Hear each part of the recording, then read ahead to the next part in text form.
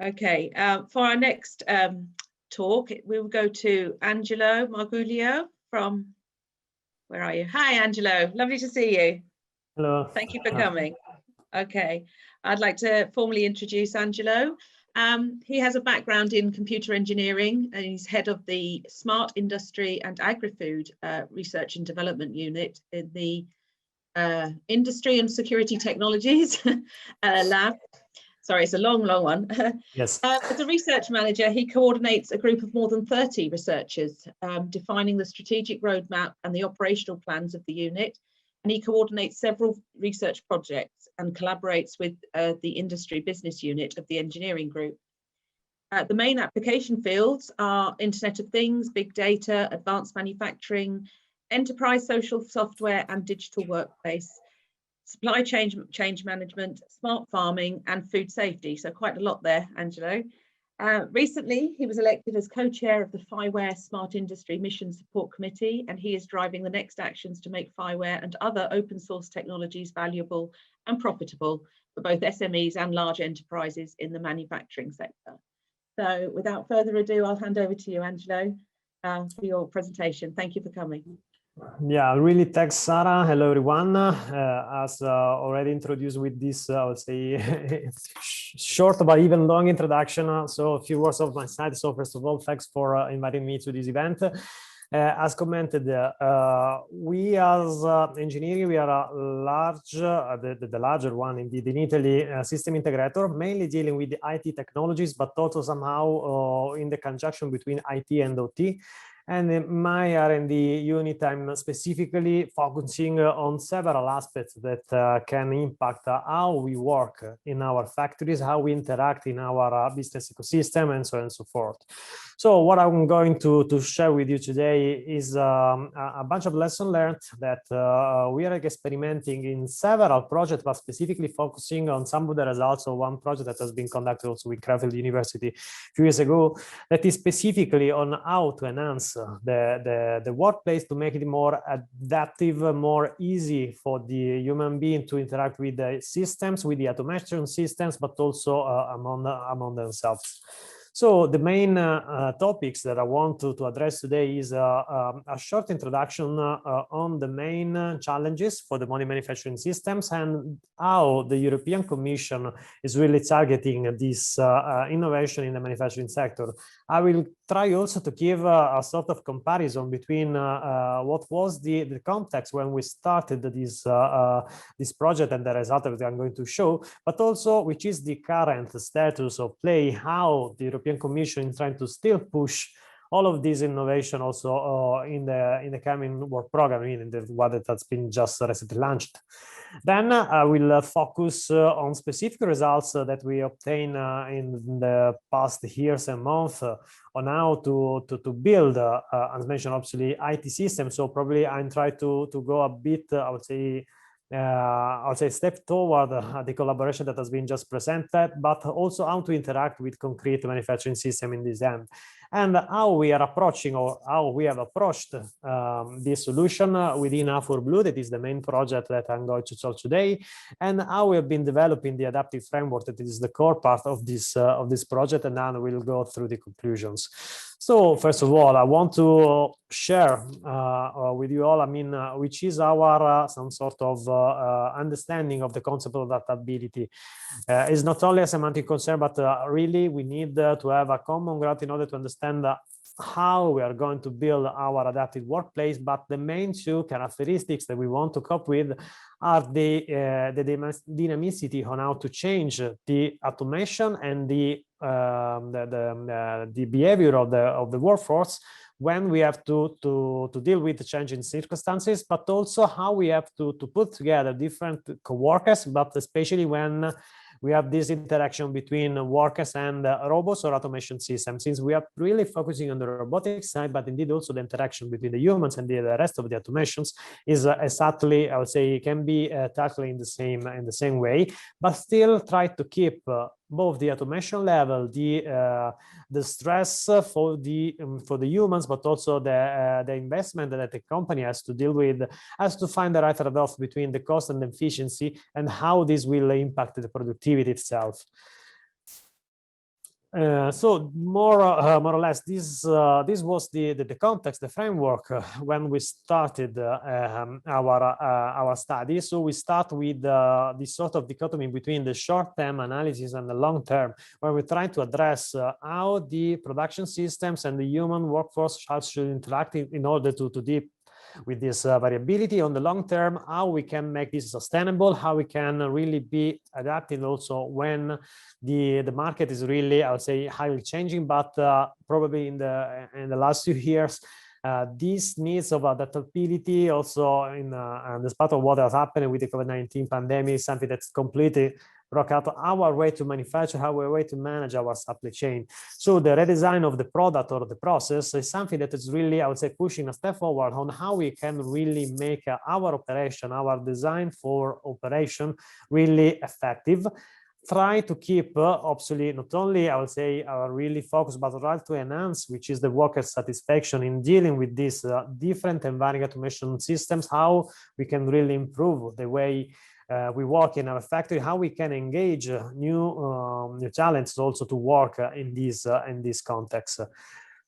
Here, this slide tried to depict which was the main dimensions that the European Factory of the Future Research Association, EFRA, was trying to push in the previous work program, on which are the main domain where the innovation should look for providing solution that can really put an operation in manufacturing settings, but keep it in mind 4 main areas. So the manufacturing per se, dealing with both the product and the supply chain, but also keep into account the sustainability aspect. This was already really highlighted 10 years ago, but even more, in order to make the new factory of the future sustainable from an economical but also socially perspective, and also take into account the environmental impact that all of these activities should lead. But all of these challenges has been also somehow transformed in a list of topics, of research topics that has been funded by the European Commission during 4 main FOF calls in the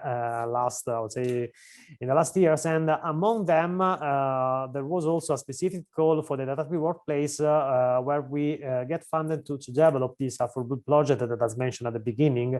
But this is just some sort of a leitmotif that in the research at the European level, in the European industry, is something that is continuously pushed.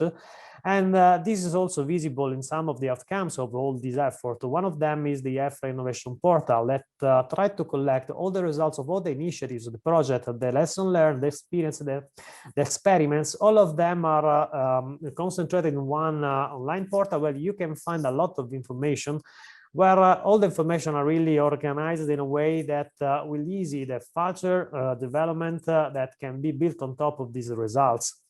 And this is also some sort of the starting point of the new work program of the Horizon Europe, where the PPP of the Made in Europe partnership is really trying to push, I would say, not the same objective, but the sort of continuation of what we already been experimented that we've been developing in the past years.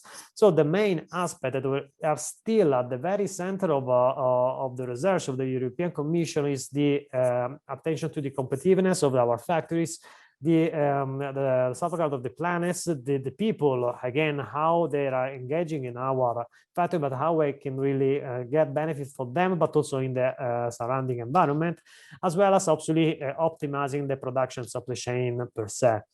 And all of these objectives, as mentioned, is a sort of connection to the main directives and all the legal framework that is come around the new work program. But as mentioned, it's still tackling, I would say, the same old story that we already have been experimenting for a while on how to make automation, robotics, collaboration, and so on and so forth really sustainable from a human perspective, from a social perspective, from an environmental perspective, and then from a profitability perspective. And all of them have been already experimented in a bunch of projects that have been also forming this 8 factories cluster. And among them, you can see also the above mentioned Harvard Blue.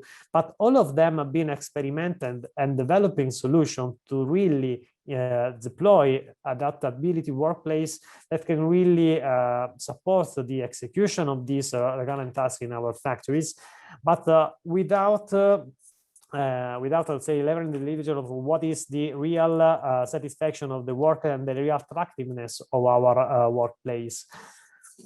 Especially this ACE cluster has been focusing on the vision of the Operator 4.0 that, as mentioned, is something that has already also been mentioned by some of my colleagues before, and that is a sort of combination not only with the automation systems, but also is a way to improve our capabilities, our skill, our off-job and on-job training that has to be fulfilled in order to develop new way to be social in our environment, but also to extract, which is the touched knowledge that is already available in our factories, but it's still not easy to be managed also by automation system, by even top with information system.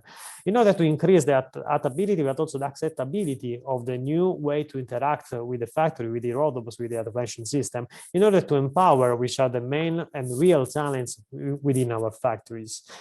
And this was also one of the objectives of the affordable project that already been concluded a few months ago. But indeed, as mentioned, this was just the starting point of some of the research and the activities that were still carrying on also in following projects that we have been developing.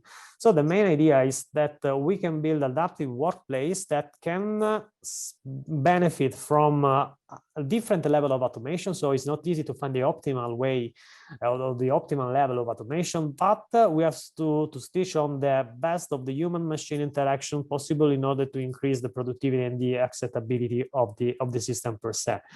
So we have the adaptability as one of the main pillars of the project. We have the interaction and how we can interact with the different legacy systems that are in place, but also how the different, I would say, roles and operators we can find in our factory. But all of them have to be compared with the sustainability aspect and how this can really make value for money for all the stakeholders in our factory in order to find the right so the optimal degree of automation, but not only from a technical perspective, but also from the social perspective.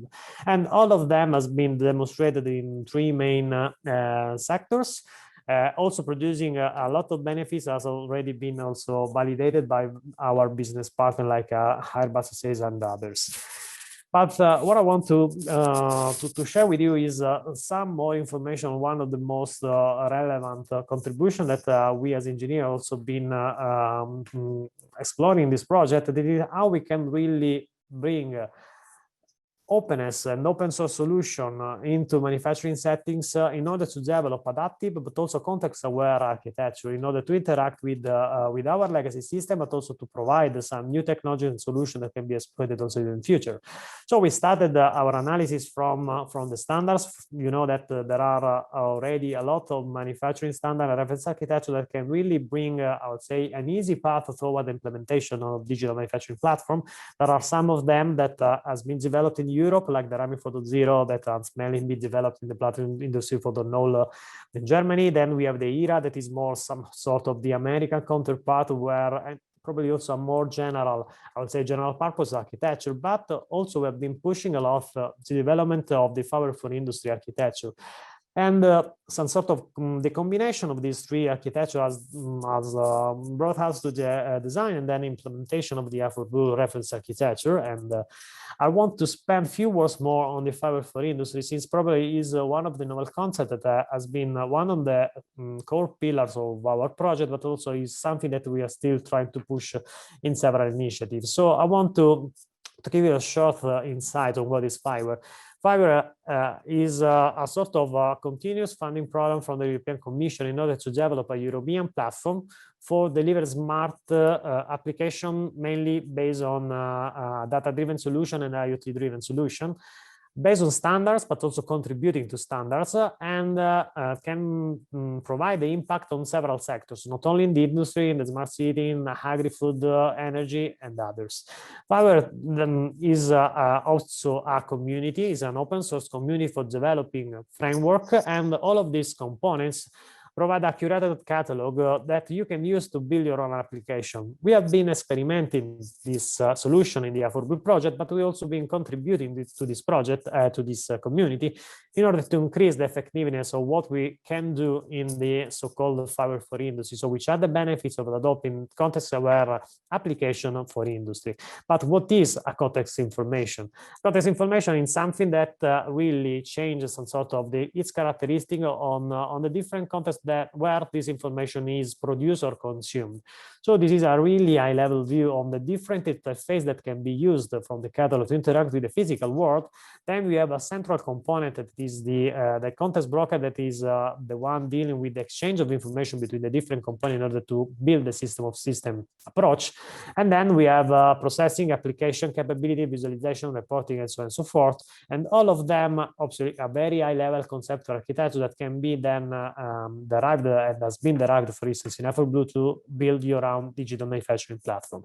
So take into account the adaptability concept and the context-aware information context that is extremely important. We've built our approach in the A4B in order to define our common vocabulary reference model, starting from existing standard and well-known standards, defining the functional models, and our solution, our implementation toward a pure technology solution that has been experimented, as mentioned, in 3 main industrial sectors. All of them, you can see how the different components have been somehow integrated toward the interaction, toward the robots, the automation systems, and the other sensor and device in general. Several levels of mediations and management of this physical to digital interaction. And then how this digital information can be shared with a semantic value and also with this context-aware engine that can be used for creating this system approach toward the assistance tool for our workers. So that can be virtual augmented reality, it can be a knowledge sharing platform, decision support, and so on and so forth.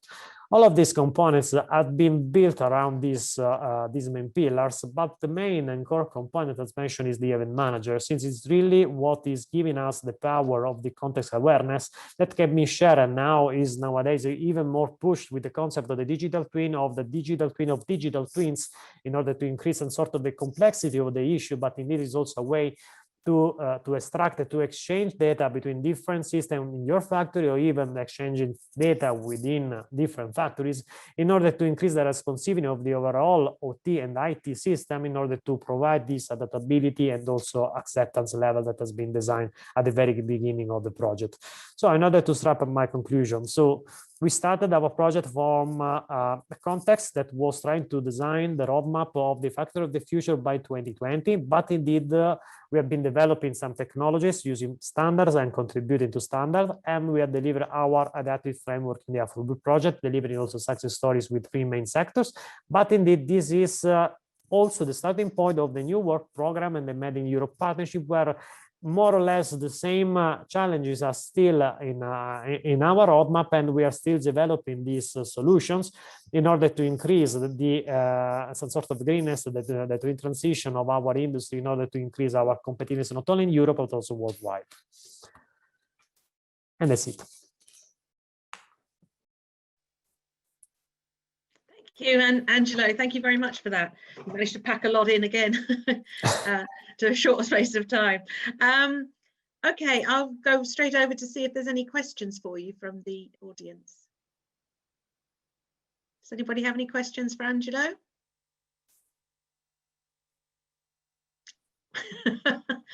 Too many things. You've baffled them. You've baffled them. I wanted to just ask. It's, I don't know, not directly, but relevant. But I was just interested because your focus is very much on European projects. You've done an awful lot in Europe and to promote the EFRA organisation of projects. I wondered if you've had any direct connection with international projects outside of the EU, or any links to them where you're developing something similar. More or less, yes, in the sense that obviously as engineer, I mean, as part of engineering group, I'm mainly working in the R&D unit, and we are mainly I would say, working in the national or European level. But with our business unit, we are really collaborating with some other part of our group that is mainly in USA and in Brazil, where we have actually facing more or less the same technological challenges. And what we are trying to do is to complement our product and our portfolio in order to enrich them with the results of our activities.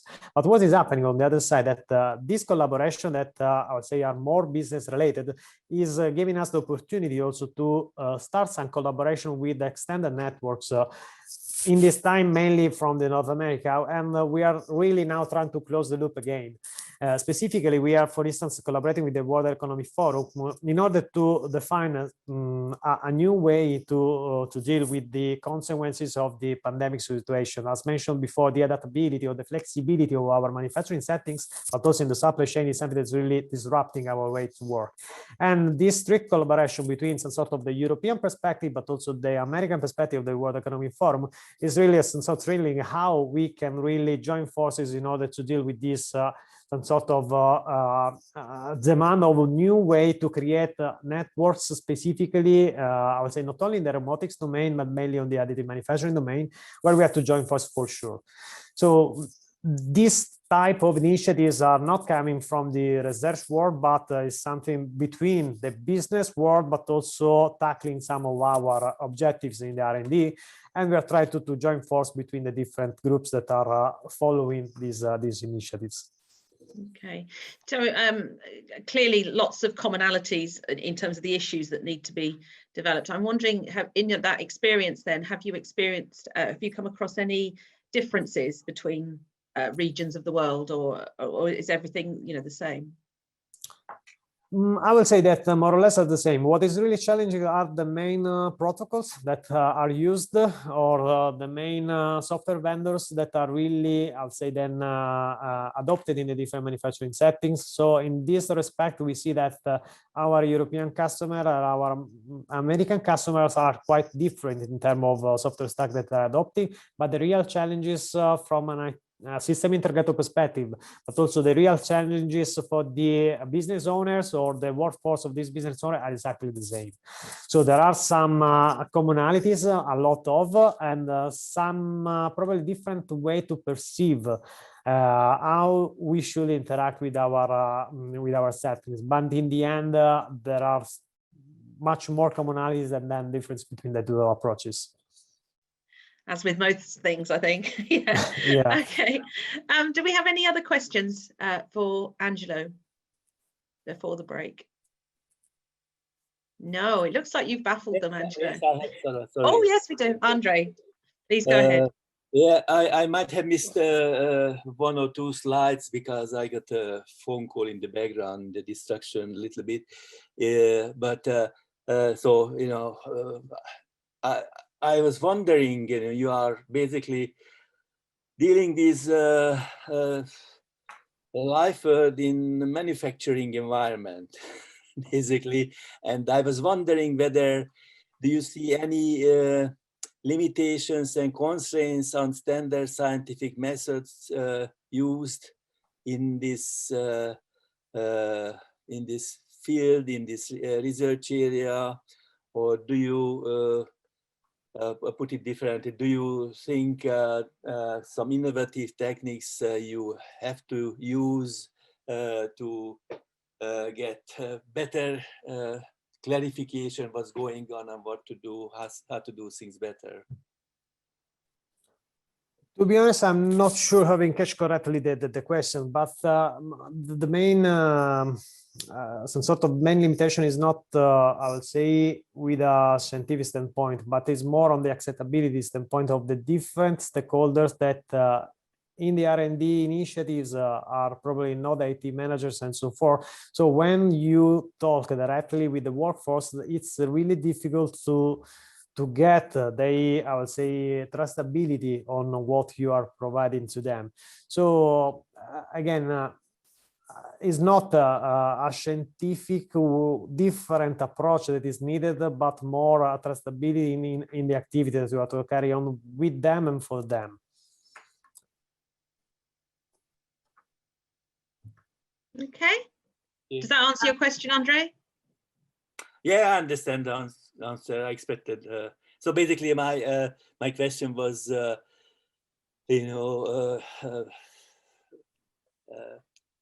special. If you have a life-word perspective or view on things such as living systems are operating in whatever environment, and you, if you quite often you are facing difficulties to find a way to get to the heart of the matter, to understand what's going on, or to understand how to do things better, how to improve things. That was my point. And quite often, to achieve this, you have to go beyond the standard, I would say positivist, scientific, objective, analytic methods, and so on and so on. That was the point I was trying to make. Okay, thank you. Just to have a quick question from Elena, please. Hi, Elena. Yes, hello.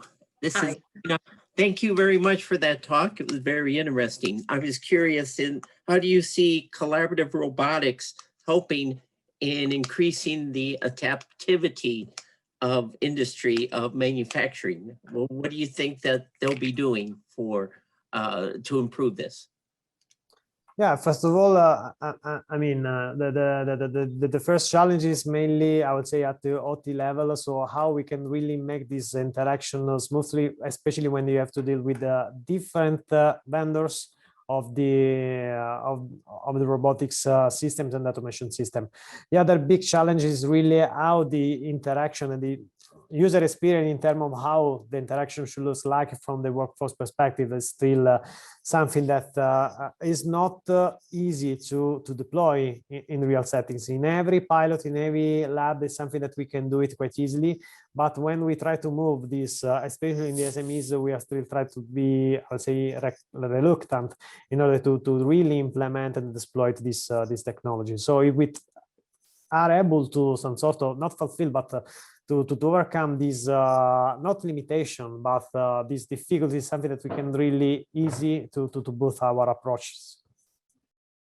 And in this respect, for instance, the adoption of open source technologies, both in the interaction between the OT and IT, but also in the way that we can really boost the interaction in terms of the user interaction, something that we hope that we can really contribute to. Okay, well, thank you very much, Angelo. Thank you for the talk. Thank you very much. Sorry. Thank you for your presentation. I just wanted to know if you have some data concerning the development of the user acceptance of these intelligent systems in manufacturing. Have you been monitoring that or not? Just a question. Yes, during the project, some research group with Cranfield have been experimenting and collecting this sort of KPIs. So during the project, yes, but it's not something that I would say I have in my hands. But absolutely, it was part of the validation that we are trying to conduct internally to the project, but also externally. Yes, and did you find any progress in that level of acceptance during the time of the pilot?